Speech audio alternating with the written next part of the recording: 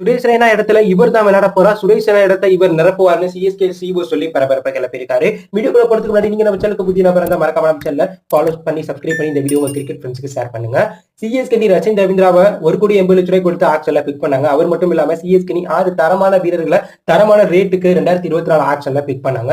CSK தரமான squad வைத்து 2024 IPL கிளம்புறதுனாலும் CSK playing eleven எப்படி இருக்க போகுது அப்படிங்கிற கேள்வி இருந்திருக்கு. ஏன்னா தற்போது சூப்பரான ஃபார்ம்ல இருக்கக்கூடிய ரச்சின் ரவீந்திரா ஓப்பனிங் பேட்ஸ்மேனா தட் கேட்வால் கூட விளையாடுவாரா இல்ல கான்வே தான் விளையாடுவாரா அப்படிங்கிற கேள்வி எழுந்துச்சு. இது குறித்து சிஎஸ்கே அணியுடைய சிஓட்ட கேட்கும்போது அவர் என்ன பதில் சொல்லியிருக்காருன்னா, சிஎஸ்கே அணியில ஓப்பனிங் வீரரா 2024 ஐபிஎல்ல ருத்ராஜ் கேட்வார் கான்வே தான் விளையாடுவாங்க. 3வது நாடுல ரச்சின் ரவீந்திரா விளையாடுவார். சுரேஷ் ரெய்னா போனதுக்கு பிறகு அந்த இடத்தை நிரப்பக்கூடிய வீரரா நாங்க அவரை பாக்குறோம். சுரேஷ் ரெய்னா இடத்தை யாராலுமே நிரப்ப முடியாது. ஆனா ரச்சின் ரவீந்திரா அந்த இடத்தை ஒரு 50% நிரப்ப வாய்ப்பு இருக்கு. இதனால அவர் 3வது நாடுல பிளேயிங் லெவல்ல விளையாடுவார்னு சிஎஸ்கே சிஓ சொல்லியிருக்கார். இதனால சிஎஸ்கே ரச்சின் ரவீந்திராவை சுரேஷ் ரெய்னா இடத்தை நிரப்பக்கூடிய ஒரு வீரரா தான் பாக்குறாங்க.